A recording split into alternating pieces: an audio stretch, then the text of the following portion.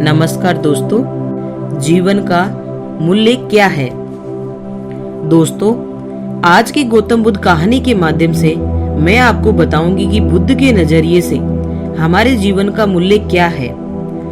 हम में से बहुत से लोग अपनी जिंदगी की कीमत नहीं समझते और ऐसी चीजों में अपनी जिंदगी बर्बाद कर देते हैं जिससे हमें ही नुकसान होता है। कुछ लोग शराब के पीछे, कुछ लड़कियों के पीछे और कुछ पैसों के पीछे अपना पूरा जीवन बर्बाद कर देते हैं। आज की बुद्ध कथा के माध्यम से आपको पता चलेगा कि हमारा जीवन कितना अनमोल है और हमें अपना ये अनमोल जीवन कैसे जीना चाहिए। एक समय की बात है, गौतम बुद्ध अपने शिष्यों को जीवन से जुड़ी अच्छी और बुरी बातों का ज्ञान दे रहे थे। सभी शिष्य बड़े ध्यान से उनकी बातें सुन रहे थे। उन सभी में एक शिष्य ऐसा भी था जिसे प्रश्न पूछने की आदत थी। वह उठकर गौतम बुद्ध के पास गया और उनसे बोला, आप हमें जीवन के बारे में जो कुछ भी सिखा रहे हैं उसका क्या फायदा, क्योंकि हम में से कई बच्चे तो यह भी नहीं जानते कि हमारे जीवन का मूल्य क्या है, यह जीवन कितना कीमती है हमारे लिए। पहले कृपया हमें बताएं कि इस जीवन का मूल्य क्या है। बुद्ध ने अपने शिष्य की बात सुनकर अपने कमरे में जाकर पत्थर का एक चमकता हुआ टुकड़ा ले आए। मैं तुम्हें इस जीवन का मूल्य तब बताऊंगा जब तुम्हें इस पत्थर का सही मूल्य पता चलेगा, उन्होंने कहा और टुकड़ा अपने शिष्य को दे दिया। आप भी इस पत्थर के टुकड़े को किसी को नहीं बेचे। शिष्य गौतम बुद्ध की बात मानकर बाजार की ओर चले गए। उसने पहले बाजार में एक फल विक्रेता को देखा और उसे एक पत्थर दिखाकर पूछा, इस पत्थर के बदले तुम मुझे कितने फल दे सकते हो।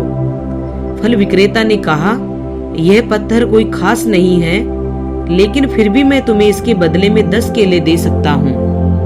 वह शिष्य उस पत्थर को लेकर आगे बढ़ गया।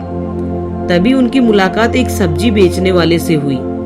शिष्य ने सब्जी विक्रेता से पत्थर की कीमत पूछी। इस पत्थर की कीमत के बदले में मैं तुम्हें अधिक से अधिक सब्जियों से भरा एक थैला दे सकता हूँ। सब्जी विक्रेता ने पत्थर को ध्यान से देखा।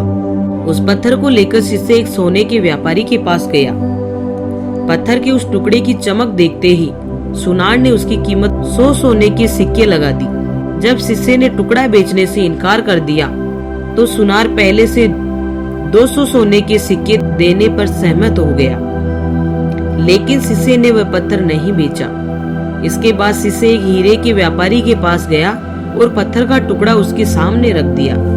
जैसे ही हीरे के व्यापारी ने उस पत्थर को देखा, उसने एक साफ कपड़ा बिछाया, उस पर पत्थर रखा, फिर उसकी परिक्रमा की और हाथ जोड़कर पत्थर को कपड़े में लपेटती हुई कहा, तुम जिसे साधारण समझ रहे हो उसकी कीमत पूछ रहे हो, वह पत्थर दरअसल एक बहुमूल्य माणिक है।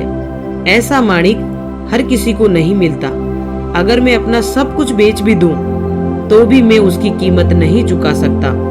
उस व्यापारी की बातें सुनकर शिष्य आश्चर्यचकित रह गया।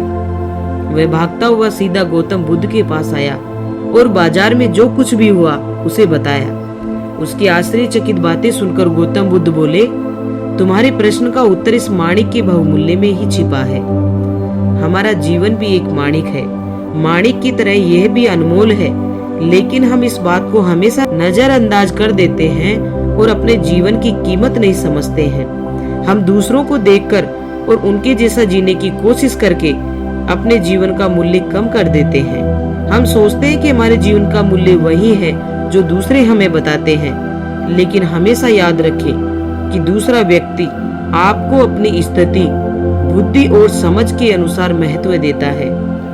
जीवन केवल एक बार मिलता है, इसलिए इसे बर्बाद मत करो। अपने जीवन को उतना ही मूल्यवान समझे जितना आप अपने बैंक में मौजूद पैसों को मानते हैं। आज के समय में लोग प्यार, पैसा और दिखावा जैसी चीजों को अपनी जान से भी ज्यादा कीमती मानते हैं। लोग प्यार की वजह से आत्महत्या कर लेते हैं। पैसे के नाम पर वो ऐसे काम करने लगते हैं जिससे उनकी जिंदगी बर्बाद हो जाती है। नाम कमाने के नाम पर वो गलत काम करने लगते हैं। हमेशा याद रखें कि दिखावा करना जरूरी नहीं है। प्यार दोबारा पाया जा सकता है, पैसा दोबारा कमाया जा सकता है, लेकिन जिंदगी दोबारा नहीं पाई जा सकती। इसलिए अपना अनमोल जीवन अच्छे से जिए, हर सेकंड का आनंद ले।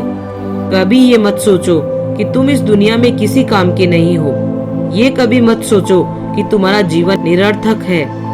तुम्हारे होने या न होने से कोई फर्क नहीं पड़ता। जब भी आपके मन में ऐसे नकारात्मक विचार आए तो बस खुद को याद दिलाएं कि जीवन एक रत्न है और ये अमूल्य है। तो दोस्तों, देखा आपने बुद्ध के द्वारा बताया गया जीवन का मूल्य क्या है। ऐसे ही शिक्षाप्रद कहानियां और मैं लेकर आती रहूंगी। अगर आपको हमारा ये वीडियो पसंद आया है तो प्लीज इसे लाइक करें और अपने दोस्तों के साथ शेयर करें। साथ ही हमारे YouTube चैनल को सब्सक्राइब करना ना भूलें। मिलती हूँ एक नई कहानी के साथ, तब तक के लिए धन्यवाद।